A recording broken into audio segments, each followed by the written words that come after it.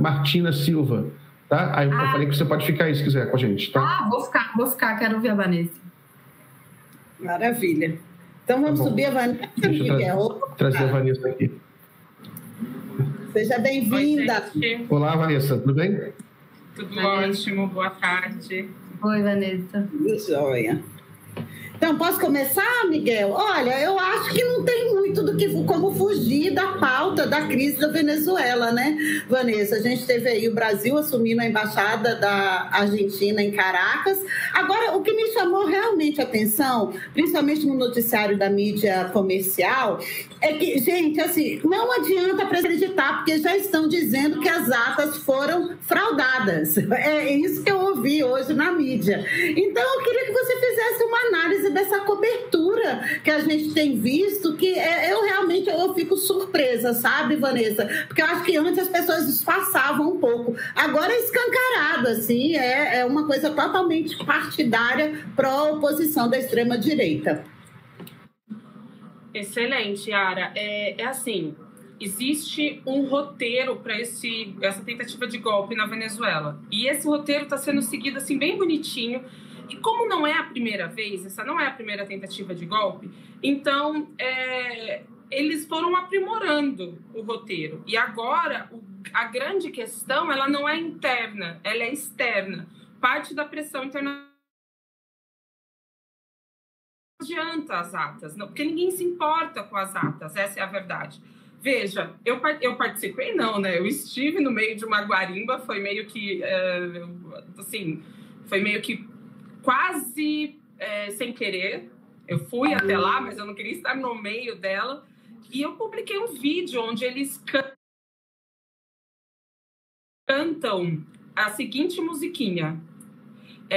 No quiero voto, ni nada más, solo que quiere que se vaya Nicolás. Não quero voto, nem nada mais. O que eu quero é a queda, a derrubada, é o fim, que saia Nicolás Maduro.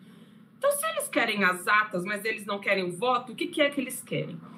A questão das atas. Eu estive há pouquíssimo com uma constitucionalista que é magistrada relacionada ao CNE, mas neste momento ela não está em funções, né? Ela fica como se fosse suplente, na suplência. E o que ela explicou é o seguinte: não existem as atas, o CNE não vai divulgar as atas. As urnas são eletrônicas na Venezuela. Assim como no Brasil, quando termina o resultado, as máquinas imprimem aquele resultado que são colados na parede, como no Brasil. Eu não entendi bem se eles colam na parede, mas esse material, ele existe. E aí, a partir disso, que os partidos começam aquela contabilidade paralela. Isso existe também no Brasil. Eu já participei de várias vezes do fechamento da minha sessão, da minha escola, e aí eu gosto de ir lá e ver esse papel na parede para ver quantos votos teve um, teve outro, etc.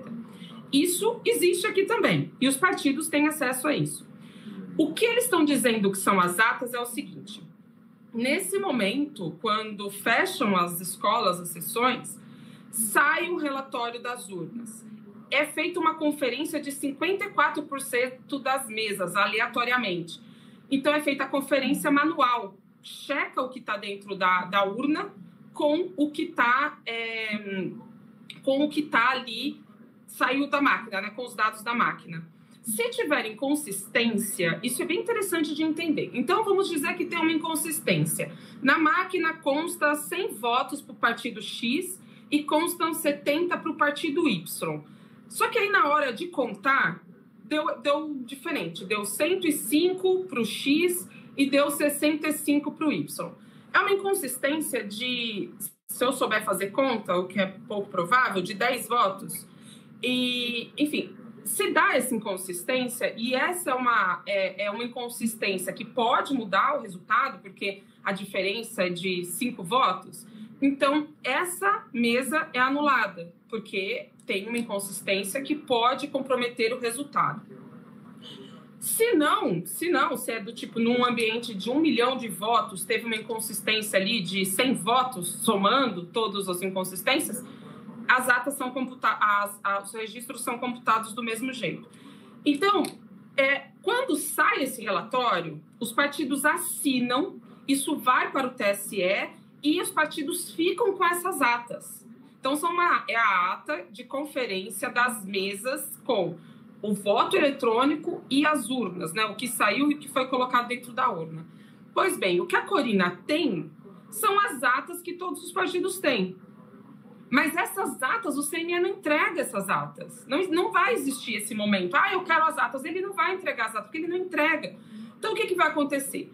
O prazo de 72 horas, ele era para a totalização dos votos. E a verdade é que a gente está no escuro. Não dá para saber se os votos foram totalizados, mas muito possivelmente sim, porque é rápido.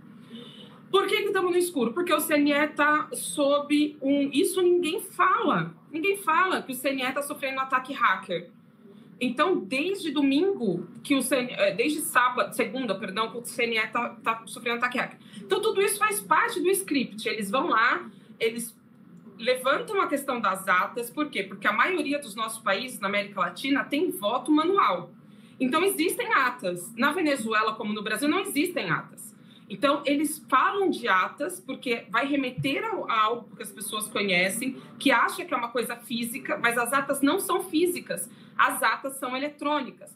Quando o CNE totalizar, fizer a depuração dos votos todos, isso vai ser publicado na Gazeta Eleitoral, que é como se fosse o diário oficial nosso. Então, vai ser publicado nessa Gazeta Eleitoral e ali vão estar os dados consolidados que o CNE também coloca na internet. Ali você consegue ver Estado Lara, na região tal, quantos votos teve um, teve outro. Estado Miranda, na seção tal, quantos votos um e outro. Então, esses são os dados consolidados. Consolidados. Não é isso que eles estão pedindo. O que eles estão pedindo são as tais atas, que não faz o menor sentido. Para rebater isso, o que o Maduro fez? Pediu, então, que a oposição comprove a suposta fraude, mostre as atas, e a grande questão é, muito provavelmente, mas assim, como hipótese, muito provavelmente, essas atas que eles estão apresentando não são atas verdadeiras, porque é fácil manipular isso. Você pega lá um papel, um PDF, faz uma manipulação simples no Photoshop e apresenta qualquer coisa. Então, se aconteceu eventualmente isso é um crime eleitoral. E a outra coisa existe uma certa dúvida sobre se a oposição realmente tinha fiscais de mesa, fiscais eleitorais em todo o país. E eles podem estar fazendo, considerando que as atas são verdadeiras, uma certa manipulação que seria: eles colocam fiscais nas mesas onde eles têm maior quantidade de votos, e aí volto aí a fazer uma autopropaganda. Eu fiz uma entrevista com um desses testemunhas fiscais, né, um desses fiscais eleitorais da oposição, e ele estava exatamente num lugar onde, segundo ele, ali a proporção é 10-9. Não, perdão, 100 para...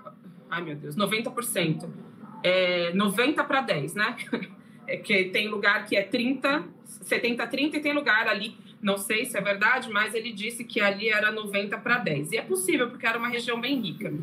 Então, eles vão nesses lugares, pegam a ata desses lugares e dizem: olha aqui, ó, nós ganhamos com 90-10, aqui nós ganhamos 70-30, aqui nós ganhamos 60-40. E é possível que seja verdade, porém não é a totalidade do país. Se você for somente nos jardins em São Paulo e pegar as atas, né, se pegar os dados dos jardins, o Bolsonaro é presidente do Brasil. E essa não é verdade, porque faltou, né? A gente viu aquele momento dramático na eleição brasileira em que o Bolsonaro era presidente e aí a Bahia nos salva. Então, se não apurasse a Bahia, o Bolsonaro tinha a maioria dos votos. Então, esse é o drama que se vivencia agora. Se espera que esses resultados sejam publicados. O país inteiro espera, gente. Não é só a comunidade internacional que quer isso. Mas a verdade que já é sentida aqui, e eu falei pra caramba, mas acho que precisa explicar, é o que a Yara falou. A hora que saírem os resultados, vão dizer: o governo manipulou os resultados. Aí vão pedir uma outra comprovação. Quando der a comprovação, não, mas... sei lá, os juízes do Conselho Nacional Eleitoral, eles não são imparciais, porque já começa também a ter essa linha narrativa. Não são imparciais, são metidos com política. Então, assim, é um processo de desestabilização intenso que visa instaurar um Guaidó 2.0, que é colocar o Edmundo Gonzalez como um presidente que foi... O autoproclamado Juan Guaidó autoproclamou o Gonzalez como presidente da Venezuela. Então, é um drama grande. E a única coisa que eu concordo da fala, não sei se vocês tiveram a oportunidade de ver a fala do Vladimir Safatli de hoje, a única coisa que eu concordo é: não tem solução, não tem uma solução fácil, porque a oposição vai continuar com a sua linha argumentativa e o governo, enfim, está fazendo o possível para ir respondendo aos ataques. Mas os ataques não vão parar, gente. Esse é o ponto. Yara, deixa a Rose fazer uma pergunta, um comentário também sobre essa questão. Oi, Vanessa. Boa noite. Estou te acompanhando muito de que a Vanessa tá. Eu estou assistindo a Vanessa. Porque você está fazendo um trabalho excelente. Assim, Vanessa, eu queria te perguntar o seguinte: como é que está o clima aí na Venezuela? Porque na segunda começou a pipocar imagens, né, da oposição. Eu até no comentário que eu fiz aqui, eu disse: é uma oposição violenta, né, com histórico de golpismo. Mas me parece que depois deu uma normalizada. Como é que está aí hoje, 4 dias depois? Rose, quando o Maduro falou que na Venezuela poderia ter um banho de sangue, no caso da vitória da oposição, enfim, né? A verdade é isso, poderia ter um banho de sangue em qualquer um dos cenários. E teve, gente, foram 10 pessoas mortas, sendo 4 policiais ou militares. Assim, eu não consigo dimensionar, né? De novo, eu vou fazer a comparação com 8 de janeiro. 8 de janeiro, ninguém morreu, eles foram lá, eles depredaram, quebraram vidraças, destruíram patrimônio público, arte, vandalizaram, e nós ficamos chocados, passados. Assim, foi algo de uma violência simbólica muito, muito forte para nós brasileiros. Aqui não é violência simbólica, aqui é violência física. Então, no outro vídeo também que eu subi aí na internet, quem quiser ver, tá lá ou no meu perfil do Instagram, ou na da Comunicação, da Diálogos do Sul. Quando eu fui na Guarimba, né, e eu me vi metida lá, eles pegavam pedra na rua, sabe? Então, não é Black Bloc que vai lá e quebra, também outra coisa que nos chocou muito, Black Bloc vai lá e quebra vidraça de vidro. Não é isso, é violência física. Aí outra coisa que eles fizeram também foram falsos positivos. Então, colocavam pessoas no chão, parecendo mortas, e com sangue, sei lá que sangue que era, enfim, mas botavam essas pessoas lá parecendo mortas para denunciar que havia sido agentes do governo que teriam matado essas pessoas. Só que como tem muita filmagem e o governo está fazendo um trabalho de inteligência bem sério, bem forte, depois eles encontravam essas pessoas em outra filmagem, andando, tomando alguma coisa, enfim. Então, está sendo uma campanha muito, muito intensa de desmentido. Maduro toda hora está em cadeia nacional, agora novamente ele está em cadeia nacional.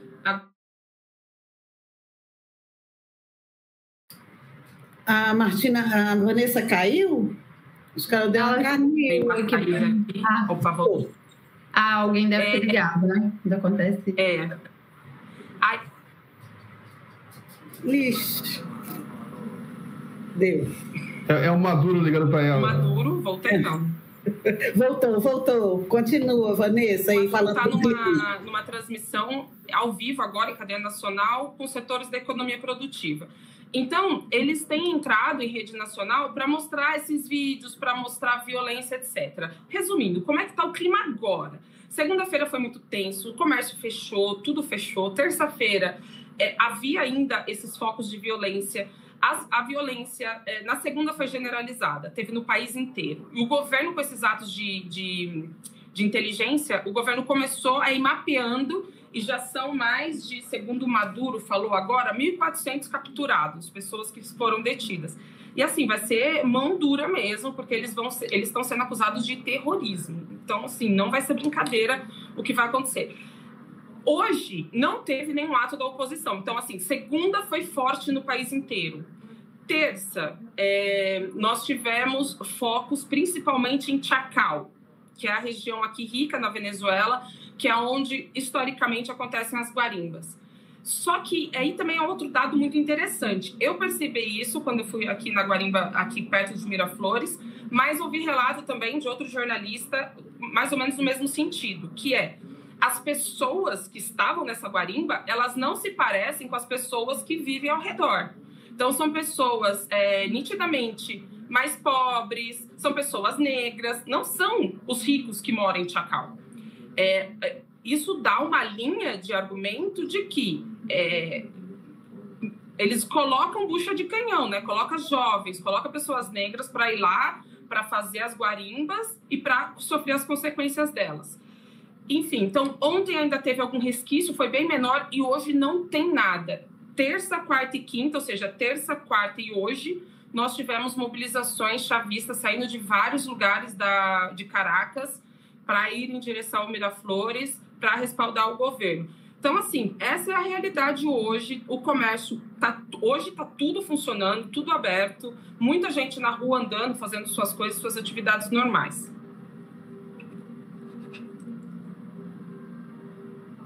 Agora, eu fiquei com uma dúvida, Martina. Se não é possível divulgar essas benditas atas, aliás, eu abro até um parênteses, eu acho muito curioso, porque eu nunca vi ninguém pedir a ata para o Zelensky, que agora está num governo que não tem nenhum respaldo popular, porque ele impôs lá uma lei marcial. Nunca vi ninguém pedindo ata para os Estados Unidos, né? Mas agora para a Venezuela tem que pedir ata. Se elas não existem, por que ontem, em entrevista a correspondentes estrangeiros, o Maduro se prontificou a apresentá-las? Como é que fica aí essa dissonância entre o que ele falou e o que pode ser que ocorra? Eu só ouvi o finalzinho. A questão é que o Maduro ontem disse que vai apresentar as atas. Isso, exatamente. E você trouxe para a gente aí essa análise depois dessa entrevista, que essas atas não existem. Funciona muito parecido com o Brasil. Como é que você acha que vai ficar isso daí? Ele quis dizer que vão apresentar os dados, né? Ou seja, vai apresentar os dados pormenorizados, detalhados. A grande questão que me parece, assim, a grande ansiedade não é só internacional, é aqui também. É porque não dá para ver os dados no CNE, né? Não dá para ver os números, a totalização lá. Então, faltavam quando na noite foi proclamado o presidente Maduro, né? Foi anunciado que Maduro tinha vencido as eleições por uma contagem já irreversível, com 80% da apuração. Quando isso foi anunciado, ficou a expectativa dos outros 20%. Então, a oposição também está fazendo essa questão. Mas falta 20%, faltando 20% não é possível, etc. Então, onde estão os 20%? Essa que é a questão e essa que faz parte também dessa guerra cognitiva, que eles chamam de guerra cognitiva. O CNE está calado. Por que o CNE está calado? Porque eles estão trabalhando, né? Então, ao contrário do que estão dizendo, o CNE tem um papel político. Se o CNE tivesse papel político, eles estariam fazendo declarações e não estão. Por quê? Porque eles estão tratando de resolver o problema. Enquanto o site, e aí a questão parece ser, enquanto não houver 100% de segurança de que o site vai ficar estável, não tem como subir os resultados. E aí, a constitucionalista com quem eu conversei hoje, ela disse o seguinte, que em 2004, quando do referendo revogatório do Hugo Chávez, teve também toda uma discussão, teve questionamento de atas, tudo isso já tinha sido vivido por eles. O que aconteceu? Fizeram lá os levantamentos e tudo, e aí em uma publicação impressa, tipo como se fosse um jornalzinho, como se fosse um livro, que eles imprimiram e entregaram para os observadores internacionais, a pessoa que montou o livro fez uma confusão na hora de colocar o gráfico e colocou invertido. Então era 60-40, mas colocou o contrário, né? 60 para... Isso botou fogo no país. Porque aí saiu todo mundo para dizer, tá vendo, tinha fraude, não sei o quê. Era digamos que era uma folha de uma publicação inteira. Na publicação tinha vários dados pormenorizados, isso e aquilo, mas aquele gráfico, por sair errado, botou fogo no país, e aí foi o caos. Então, imagina se o CNE abre a página, coloca os dados, sofre um hackeamento e aí mudam os dados. Aí não tem credibilidade nenhuma, porque, poxa, aí até eu vou ter que concordar que vira uma palhaçada, vira uma bagunça. Então, eles estão esperando, possivelmente, essa normalização do sistema.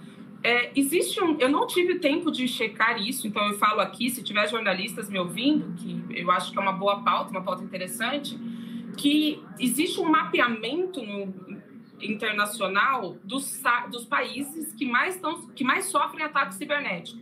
E a Venezuela está liderando neste momento estaria liderando neste momento esse ranking. Quando vai normalizar? Eu também não sei. Então, precisa ter uma grande força-tarefa de hackers do bem, vamos dizer assim, para acessar esse ataque. E, bom, para finalizar, está todo mundo muito ansioso, até, sei lá, o presidente Petro, né, Gustavo Petro, da Colômbia, que está segurando também ali com mãos de ferro a ofensiva imensa que existe contra a Venezuela. Na OEA barrou a declaração. Então, todos esperamos ansiosamente. Vanessa, Yara, tem um breaking news aqui. Na realidade, não é nenhuma surpresa, não é um breaking news assim, então. É um comunicado conjunto de Brasil, Colômbia e México, que foi publicado agora há pouco, né, no site aqui do governo do Brasil. Aí ele explica isso que você está perguntando, né, porque a expressão que eles usam nem é atas, eles usam a expressão divulguem publicamente os dados desagregados por mesa de votação. Aí sai um pouco dessa coisa de ata que acaba virando também código-fonte. Cadê o código-fonte, né? É isso aí. É uma coisa mais simples, uns dados agregados, mas a nota é assinada pelo Brasil, Colômbia e México. Começa os governos do Brasil, Colômbia e México, felicitamos e expressamos nossa solidariedade com o povo venezuelano que compareceu massivamente às urnas em 28 de julho para definir seu próprio futuro. Acompanhamos com muita atenção o processo de escrutínio dos votos e fazemos um chamado às autoridades eleitorais da Venezuela para que avancem de forma expedita e divulguem publicamente os dados desagregados por mesa de votação. As controvérsias sobre o processo eleitoral devem ser dirimidas pela via institucional. O princípio fundamental da soberania popular deve ser respeitado mediante a verificação imparcial dos dados. Nesse contexto, fazemos um chamado aos atores políticos e sociais a exercerem a máxima cautela e contenção em suas manifestações e eventos públicos, a fim de evitar uma escalada de episódios violentos. Essa é a nota. Super sóbrio, ótimo. Agora que não dá, né? Pelo finalzinho, peraí. Manter a paz social e proteger vidas humanas devem ser as preocupações prioritárias neste momento. Perfeito. Super sóbrio. É isso, eu acho que são os 3 países que têm aí condição de ajudar, né, a normalizar. O Petro já tinha dado declarações excelentes dizendo que não são países estrangeiros, não é nenhum órgão externo à Venezuela que vai dizer o que eles têm que fazer, como que deve ser o processo, etc, etc. Olha só, um dado interessante. No Panamá, a votação é manual, eles apuram os dados e no dia seguinte queimam todas as atas, queimam todo o registro eleitoral. Tradição lá, não se questiona. Eu fiquei um pouco chocada. Mas é assim, não é? Né? Mas é assim, digamos que para não ter roubo, eu não sei, teria que entender um processo panamenho. Mas é assim lá.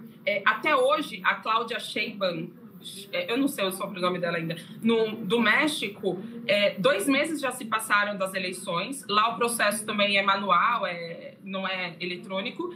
E até hoje não saíram os dados consolidados. Então, assim, ela é a presidente eleita pela contagem rápida e tal, mas esses dados pormenorizados ainda não foram divulgados. Isso demora. No Brasil demora, no México demora, no Peru, em todo lugar esses dados consolidados demoram, porque tem, vamos dizer, lá na Amazônia venezuelana tem lá as urnas que precisam chegar os dados, esses dados vêm fisicamente. Tivemos guarimbas, vejam só que curioso, Na segunda-feira, o primeiro lugar que eles fecharam foi a pista que chega no aeroporto.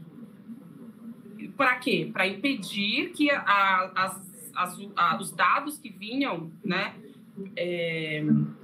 que vinham de outras regiões do país chegassem. Então, existe toda uma coisa, gente, por favor, assim, eu peço encarecidamente para quem nos assiste, tentem entender um pouquinho do contexto venezuelano. Aqui as coisas são bastante diferentes do Brasil. Eu brinquei agora há pouco com uma colega jornalista, né, a gente comentando essa questão da ata, aí eu falei assim, o que ninguém entende é que eles estão em isso. O que isso significa, essa expressão venezuelana? Quando você está com pressa, alguma coisa, você precisa muito de uma... Vamos supor, eu preciso muito de uma entrevista. Aí eu falo assim, Miguel, preciso muito da entrevista, você pode, né, ver para mim, preciso de uma fonte e tal. Aí você fala assim, não, tranquila, estamos em isso. Quando o venezuelano diz estamos em isso, esquece. Porque ele quer dizer que ele está trabalhando com urgência, mas a realidade é que isso vai demorar, entendeu? Então, assim, existe toda uma cultura, venezuelanidade, que não está de acordo com a nossa ansiedade enquanto brasileiros. É como se você fosse, sei lá, no Rio, vou falar do meu Rio de Janeiro para não falar de outro estado. Como se você fosse lá em Trindade, né, onde eu moro, lá em Paraty, e chegasse num restaurante com muita fome e quisesse ser servido muito rápido. Esquece. Você pode ficar bravo com o garçom, com o cozinheiro, com todo mundo. Demora. Você vai ter que sentar e vai ter que se acalmar e esperar. Esse é o ponto. Eu queria só ouvir, para a gente finalizar, a gente está chegando no finalzinho, né? Nem dá tempo mais, né? É porque eu acho muito curioso a arrogância dos ocidentais, e falando dos brasileiros, de ficar julgando a realidade dos outros países. Isso acontece com a China direto. E eu acho curioso a régua estadunidense. Uma confusão, aquela eleição que é indireta, né? No final das contas, que quem manda é o colégio eleitoral, a Hillary ganhou no voto popular e perdeu no colégio eleitoral. E eu não vejo ninguém dando chilique em relação à maior democracia do mundo. O que você acha dessa síndrome de vira-lata, hein, Rose? Não dá mais tempo. Yara, não dá. A gente vai atropelar o programa da Sinara. Começa agora às 7h. Fica essa pergunta aí para a próxima. Fica para a próxima. Eu vou pedir para o Guilherme colocar nos comentários o e-mail da Vanessa, que é o Pix dela também, para ajudar ela a financiar a viagem dela. Não sei se o Guilherme vai ter tempo, tá? Mas, Vanessa, muito obrigado pela entrevista. Rose, muito obrigado.